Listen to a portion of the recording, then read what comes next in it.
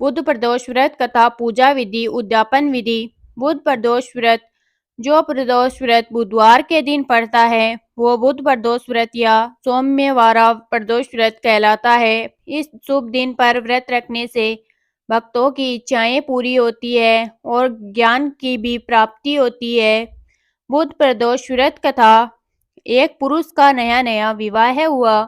विवाह के 2 दिन बाद उसकी पत्नी मायके चली गई। कुछ दिनों के बाद वह पुरुष पत्नी को लेने उसके यहाँ गया। बुधवार को जब वह पत्नी के साथ लौटने लगा तो ससुराल पक्ष ने उसे रोकने का प्रयत्न किया कि विदाई के लिए बुधवार शुभ नहीं होता, लेकिन वह नहीं माना और पत्नी के साथ चल पड़ा। नगर के बाहर पहुंचने पर पत्नी को प्यास लगी। पुरुष लोटा लेकर पानी की तलाश में चल पड़ा।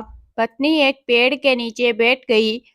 थोड़ी देर बाद पुरुष पानी लेकर वापस लौटा। उसने देखा कि उसकी पत्नी किसी के साथ हंस हंस कर बातें कर रही है और उसके लोटे से पानी भी पी रही है।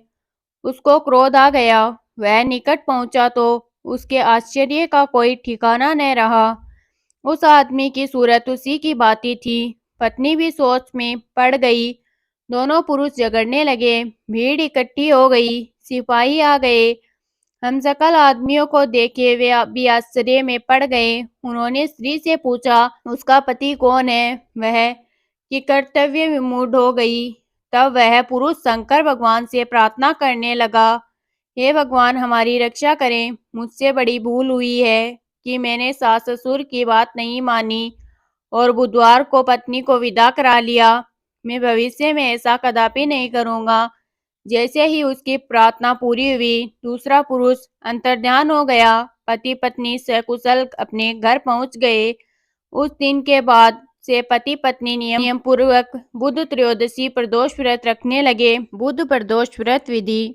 बुध प्रदोष व्रत के दिन व्रती को प्रातः काल उठकर नित्य क्रम से निवृत्त हो स्नान कर शिव जी का पूजन करना चाहिए। पूरे दिन मन ही मन ओम नमः शिवाय का जप करें।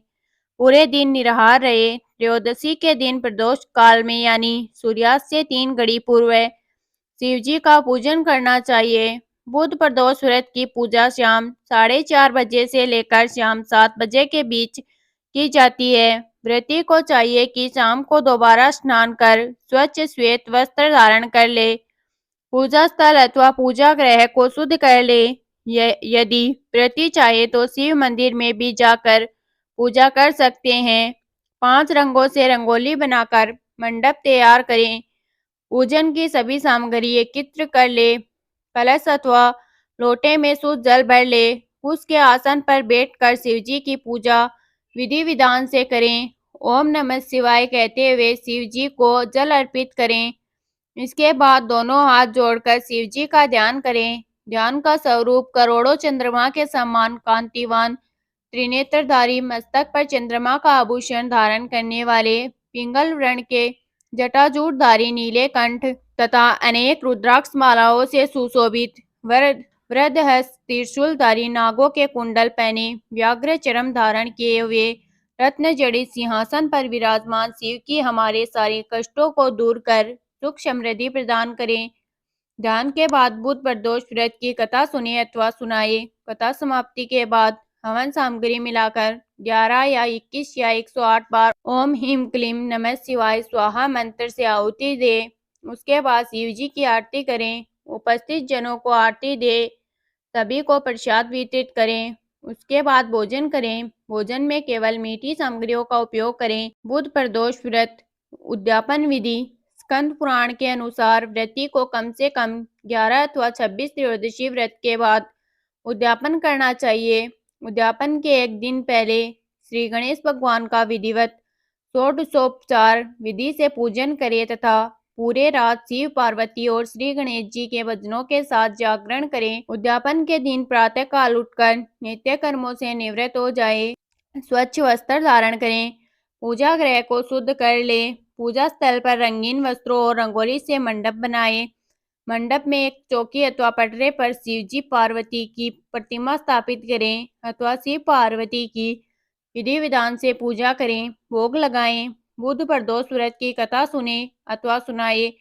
अब हवन के लिए 1.25 किलो आम की लकड़ी को हवन कुंड में सजाएं। हवन के लिए गाय के दूध में खीर बनाएं। हवन कुंड का पूजन करें।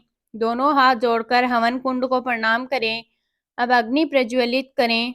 तदनंतर शिव पार्वती के उद्देश्य से खीर से ओम उमा सहित शिवाय नमः मंत्र का उच्चारण करते हुए 108 बार आहुति दे। हवन पूर्ण होने के पश्चात शिवजी की आरती करें। ब्राह्मणों को सामर्थ्यानुसार दान दे एवं भोजन कराएं। आप अपने इच्छा अनुसार 1 या 2 या 5 ब्राह्मणों को भोजन एवं दान करा सकते हैं।